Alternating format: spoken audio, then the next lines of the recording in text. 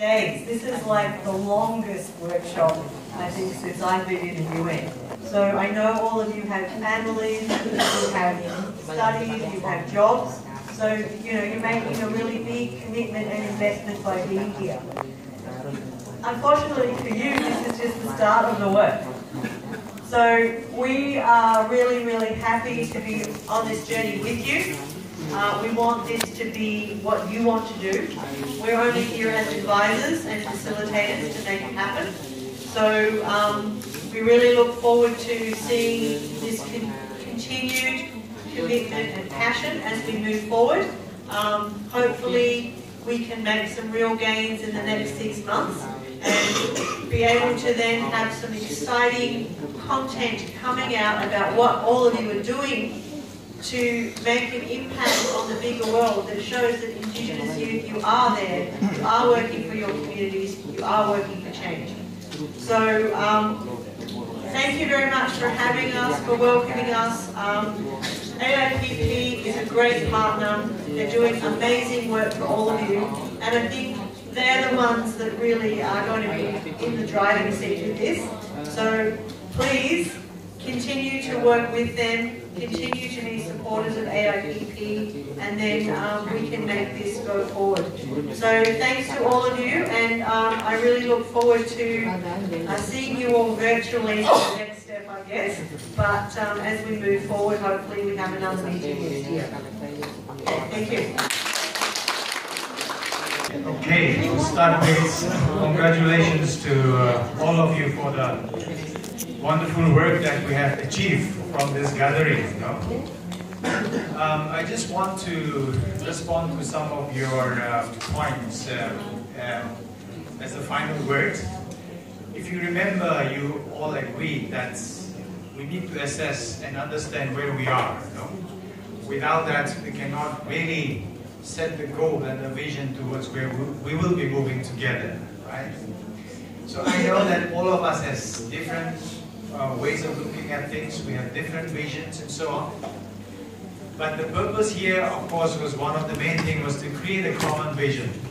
And you have come up with a very wonderful common vision, right? So that is what allows us to focus all our diverse energies into a goal, towards a vision.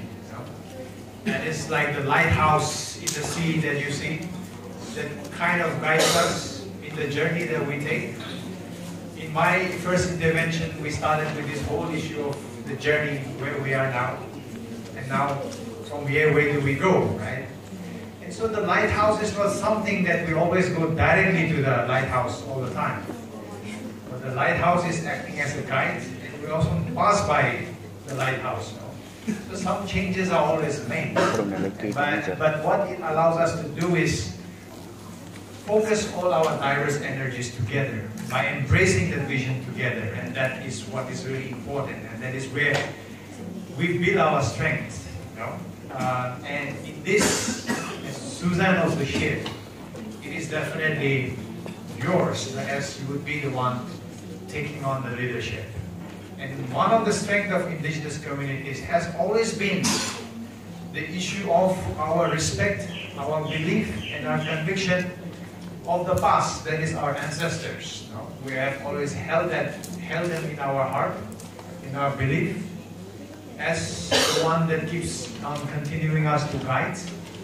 And then also of the future generations. There has always been a very strong concept that we always embrace. It's part of our life. It's part of our being. And I think that is really one of the strengths. And I'm not saying this in theory, right? If you go to the North American indigenous groups, for example, they always talk about the concept of 7 generations. I don't know how many of you know, but I'm not going to talk about the 7 generations. But the point is that our concern for the future generation, the past, present, and the future generation, that is really one of the worldview and the strength in our worldview that gives us some purpose to move towards. And that is where we are focusing our energy. And now it is your generation.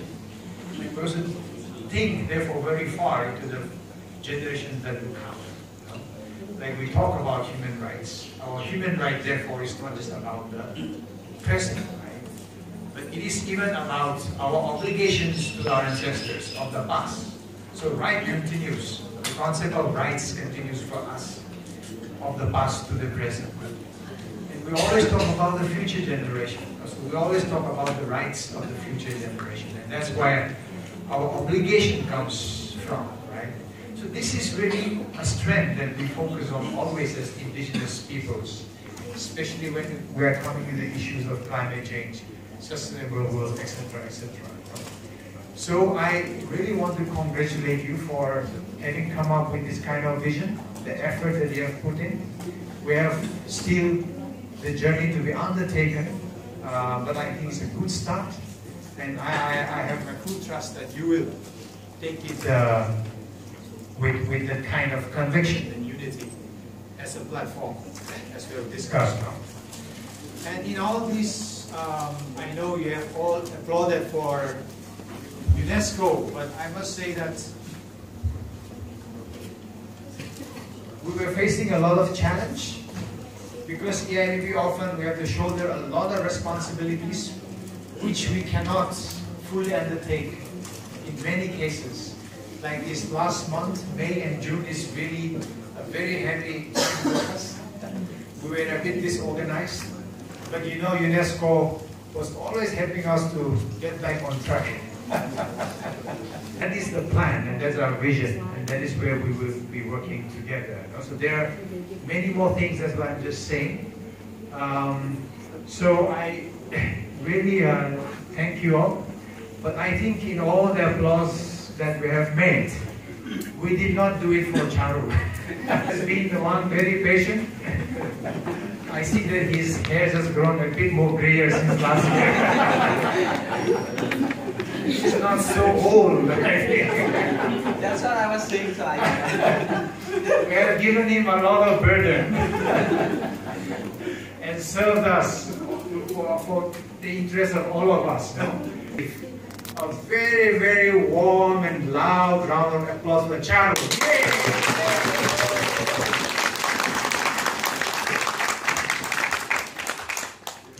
Okay, thank you everyone.